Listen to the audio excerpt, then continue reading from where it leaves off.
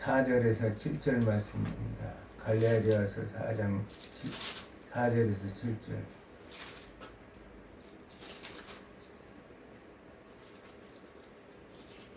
한 절씩 교독합니다. 때가 참에 하나님이 그 아들을 보내사 여자에게 나게 하시고 율법 아래 나게 하신 것은 율법 아래 있는 자들을 속량하시고 우리로 아들의 명분을 얻게 하려 하심이라. 너희가 아들임으로 하나님이 그 아들의 영을 우리 마음 가운데 보내사 아빠 아버지라가 부르게 하셨느니라.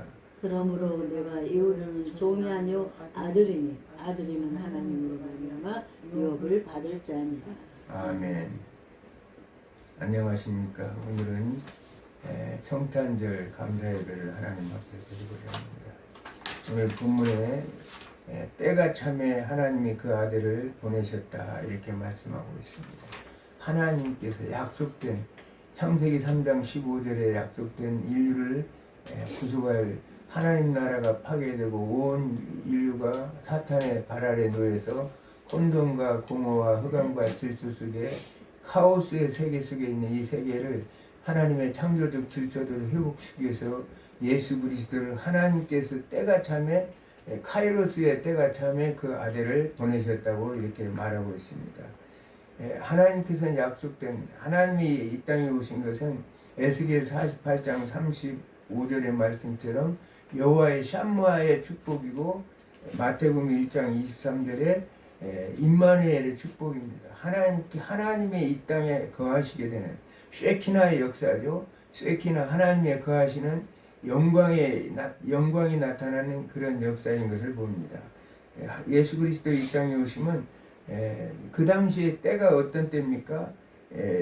이 누가복음에 나오면 가이사 아구스토가 호적할 때라고 이렇게 말하고 있습니다. 가이사 아구스토 옥타비아누스가 주전 27년 안토니우스와 클레오파트라와 악티움 해전에서 그가 승전하고 나서 로마의 가이사 아우구스토 존엄자라는 칭호를 원로로부터 받죠. 그러면서 이제 이 로마는 제가 요즘 교회에서 강의하지만 황제 숭배에 놓이게 되는 것입니다. 엄청난 이 때가 이 세상 역사를 보면 어마어마한 이제 세상의 권력과 질서가 세워지는 가운데 예수님이 어떻게 오셨느냐? 아주 아무도 바라보지 않은 말 구유에서 나셨다는 사실이에요. 인간의 가장 사람들이 쳐다보지 않고 관심 없는 비천하게 느껴지는 만왕의 왕 되신 예수님께서 이 땅에 오셨습니다.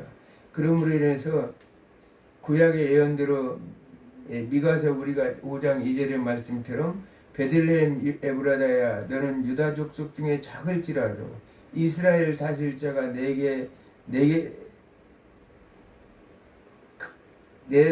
내게로 나올 것이라. 그의 근본은 상고의 영원이니라. 예수 그리스도의 본체는 상고의 영원이라는 사실입니다. 그가 이제 예언대로 이 땅에 오셨습니다. 이 세상 역사는 가이사 아우구스토의 역사죠. 그러나 예수 그리스도 이 땅에 오심으로 해서 세상 역사는 이제 다시 혼돈과 무질서 속에서 질서와 코스모스 세계로 이제 바뀌어지는 그런 역사를 이루어 나갈 것을 예고하고 있는 것입니다. 그러면 예수님은 왜 오셨을까요? 율법 아래 있는 자들을 속량하시고 아들의 명분을 얻게 하셨습니다. 예수님이 오신 것은 예수 그리스도 이름을 구주 예수 그리스도라고 해서 이 자녀들을 속량하셔서 죄에서 속하는 자 그리스도라는 예수라는 죄에서 속량해서 그를 이제 그리스도 구세주로 이렇게 오셨다는 사실이에요. 그래서 이제 죄 아래 있는 자들을 속량하시고 아들의 명분을 얻게 하세요. 여기서 보니까 우리를 아들의 영을 우리 마음 가운데 보내사 아빠 아버지라고 부르게 했다. 성령 하나님을 우리에게 보내셔서 6절에 보면 아바 아버지라 부르게 하셨느니라. 그러므로 내가 이후로는 종이 아니요 아들이니 아들이면 하나님으로 말미암아 유업을 받을 자니라. 하나님으로 말미암아 유업을 받을 자. 종은 이제 아버지라고 부를 수가 없죠. 구약의 율법이나 구약의 풍습대로 보면 아브라함에게 다메섹 엘리에셀이 있었지만 그가 다메섹 엘리에셀을 후계자로 삼으려고 했지만 하나님께서 이삭을 준비해 놨기 때문에 다메섹 엘리에셀은 아브라함을 주여라고 아버지라고 부를 수가 없었다는 사실이에요.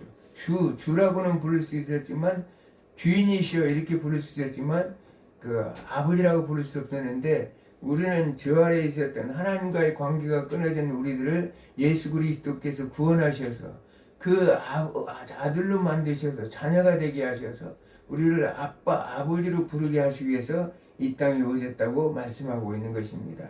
너무나 은혜로운 말씀이고 감사의 말씀이죠. 자, 그러면 예수 그리스도는 이 땅에 오심은 큰 기쁨의 좋은 소식이었습니다. 누가복음 2장 14절의 말씀처럼 지극히 높은 곳에서는 하나님께 영광이요 땅에서는 하나님이 기뻐하시는 사람들 중에 평화로다. 지극히 높은 곳에서는 하나님께 영광이요 예수 그리스도 이 땅에 오심은 하나님 앞에는 영광이요 이 땅에 사는 사람들은 평화를 예수 그리스도 안에 평강을 누리기 위해서 오셨다고 말씀하고 있습니다. 예수님이 오신 목적대로 십자가에 못 박혀 죽으심으로 우리를 구속하시어 아들의 명분을 얻게 하셨습니다. 우리는 이미 역사적 사건에서 예수 그리스도의 십자가의 죽으심과 부활 사건을 이미 알고 있습니다. 그가 오셔서 죽으심으로 우리를 구속하셔서 아들의 명분을 약속대로 얻게 하셨다는 사실이에요.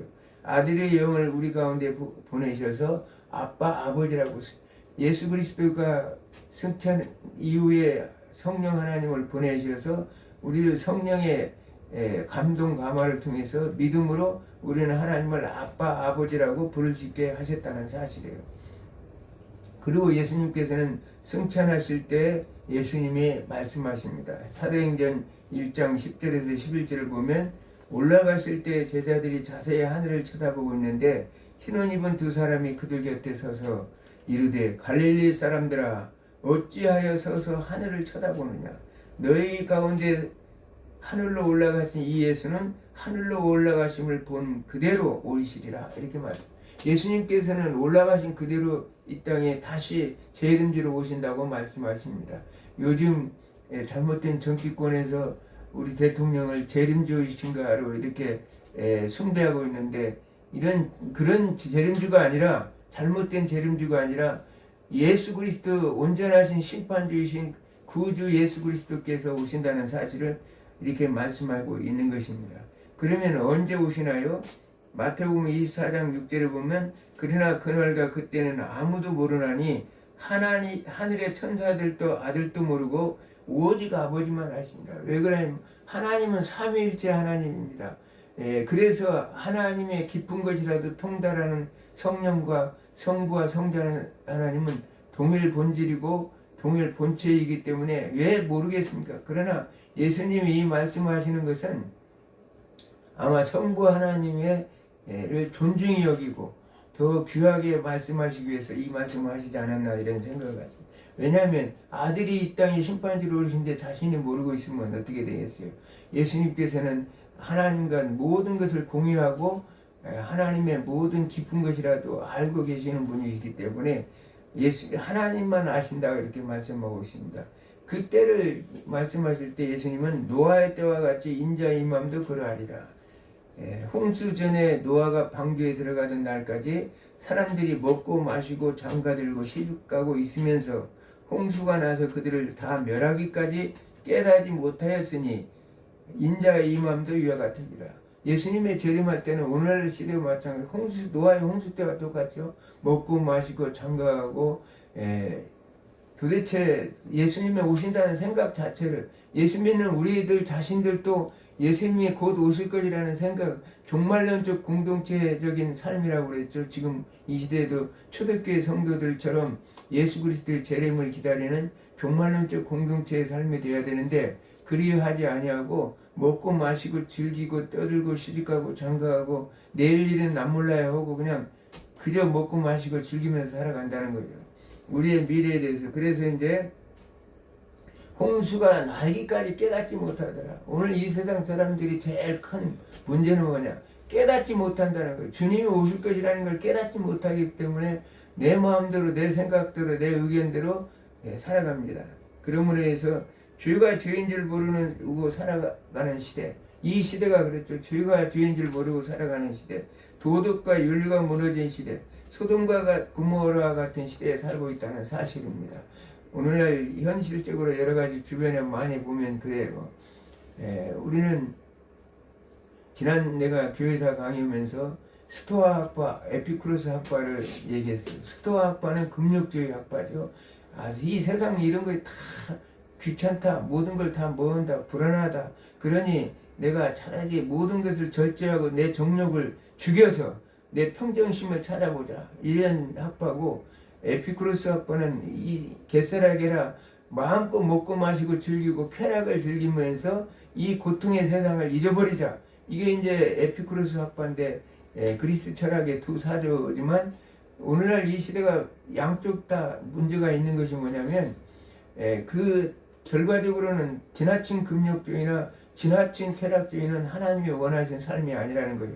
특히 예수 그리스도를 믿는 사람들에게는 우리가 말씀대로 성령 철학이라고 그랬어요. 그 사람들은 이 철학을 그런 식으로 철학 사상을 가지고 있었지만, 우리에게는 성령 철학이라는 것이 있어요. 성령의 권능을 입어서 충만하면 이 두 학파의 그 공통적인 관심은 뭐냐? 자신들의 불안과 공포와 두려움과 염려, 근심 이런 것을 벗어나고자 금욕을 하고 쾌락을 즐기고 이러는데, 공통점은 뭐냐? 거기서 벗어나보자. 평정심을 찾자. 부동심을 얻자. 이런 내용이거든요. 그러면 결국은 뭐냐?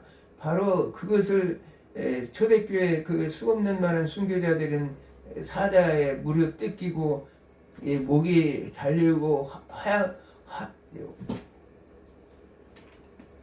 불로 이제 화형에 처해지고 수없는 많은 고난 속에서도 그들이 평정심을 잃지 않고 부동심을 가지고 눈 하나 깜짝하지 않고 그것을 할 수 있었던 것은 그들이 성령의 놀라운 능력과 권능을 받아서 평정심을 잃지 않고, 오늘날 이 두 학파들이 가장 원했던 세상 학파들은 평정심을 얻기 위해서 그렇게 한다고 하지만, 하나님을 믿는 백성들은 이미 하나님이 평정심을 주셨어요. 부동심을 주셨어요.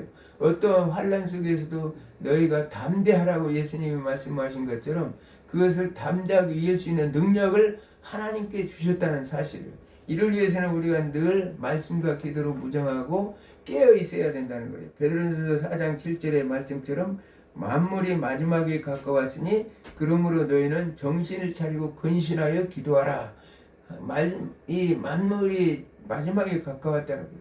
이제 예수님이 오실 이 재림의 때가 다 가까웠기 때문에, 재림의 때는 여기도 재림지다 저기도 재림지다. 오늘 이단들이 굉장히 많아서 사람들의 눈을 현혹시키고 귀를 현혹시키죠. 이런 시대 속에서 우리는 말씀으로 무장돼서 긴장하고 깨어 있으면서 근신하여서 기도하고 정신을 바짝 차리고 살아가야 된다는 것을 성경은 말하고 있습니다. 그저 말로만 성탄절이라고 해서 수없는 많은 사람이 화려하게 그 행사만 하고 이런 것이 아니라, 우리 하나님은 오실 주님을 맞을 준비를 하는 것이 하나님의 백성들이 이 땅에서 오늘날 살아갈 자세라고 저는 말씀드리고 싶습니다. 성도 여러분, 하나님께서는 오늘도 여러분들을 사랑하시고 준비하신 말씀대로 예수님께서는 반드시 오실 것이라는 사실이에요. 그렇기 때문에 2000년 전 이 땅에 오셔서 아무것도 할 수 없었던 캄캄했던 세상을 예수 그리스도가 이 땅에 오심으로 질서와 조화 속에서 세상 만물의 하나님의 질서대로 회복하여 하나님 나라를 건설하셨던 것처럼, 이제 마지막 주님이 오셔서 이 무질서한 세상에 노아의 홍수 때처럼 먹고 마시고 즐기고 세상에 어떠한 것도 이 질서가 없는 무질서한 이 세상 속에서 예수님이 오셔서 재림이를 주셔 오셔서 사탄 마귀들을 요한계시록 20장 10절 말씀처럼 불못에 던지고 14절에는 둘째 사망에 들어간다고 얘기했죠. 둘째 사망은 우리가 처음 죽었을 때 죽은 것을 첫째 사망이라고 한다면, 둘째 사망은 영원한 불못에 들어간 것을 말하고 있습니다. 그런 것들을 우리가 생각하면서 우리는 근신하여 깨어서 기도하면서 주님이 오신 주님을 기다리는 내 주여 어수여 주옵소서 이렇게 고백할 수 있는 여러분이 되기를 주님으로 축원합니다. 기도합니다. 사랑의 하나님